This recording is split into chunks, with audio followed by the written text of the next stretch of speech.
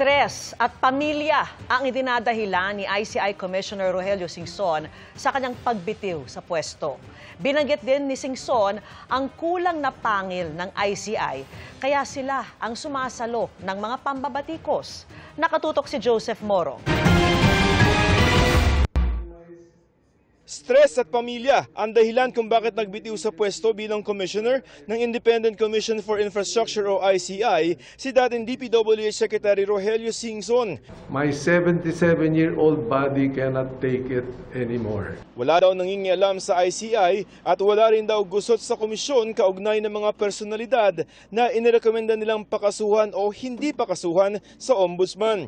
Pero aminado si Singson sa ngayon tila walang pangil ang ICI, kaya nanawagan siya sa Kongreso na ipasa na ang upgraded na version ng ICI na mas may kapangyarihan.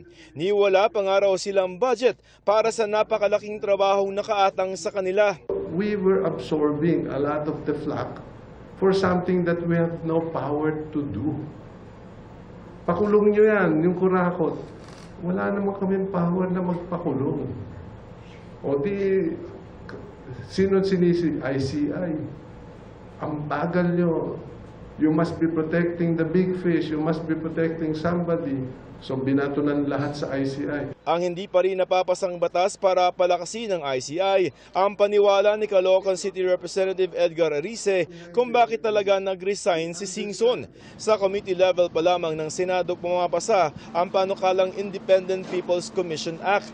Ang Independent Commission Against Infrastructure Corruption Bill naman sa Kamara ay isasalang pa sa Committee on Appropriations. Nag-express siya talaga ng frustration sa akin tungkol sa mga pagkukulang ng ICI.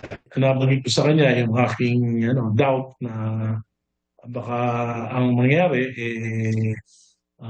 maging washing machine lang yung ICI. Di ba? Maging washing machine lang.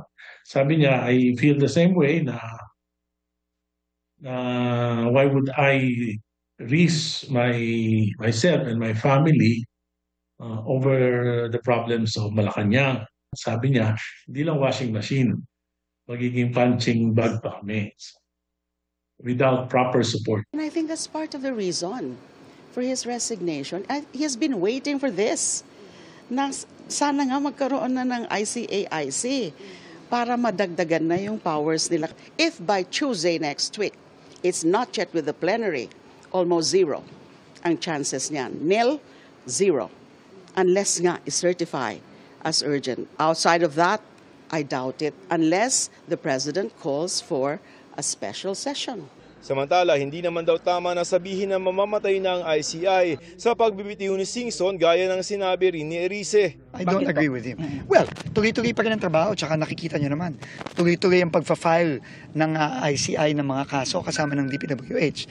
Ayon kay Commissioner Singson, hanggang December 15 siya mananatili sa ICI pero kung kakailanganin daw siya ay handa pa rin siyang tumulong.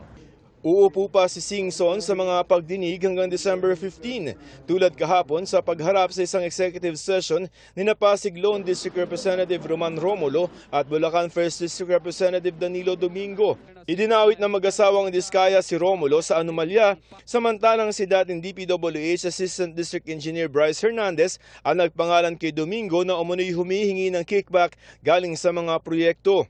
Pareho nilang itinanggi ang mga paratang. Ayon kay Singson, gusto raw sana nilang imbitahan ang mga personalidad na lumalabas na umano'y may kaugnayan sa anomalya dahil may hirap naman daw nakasuhan ang mga ito nang hindi naririnig ang kanilang panig.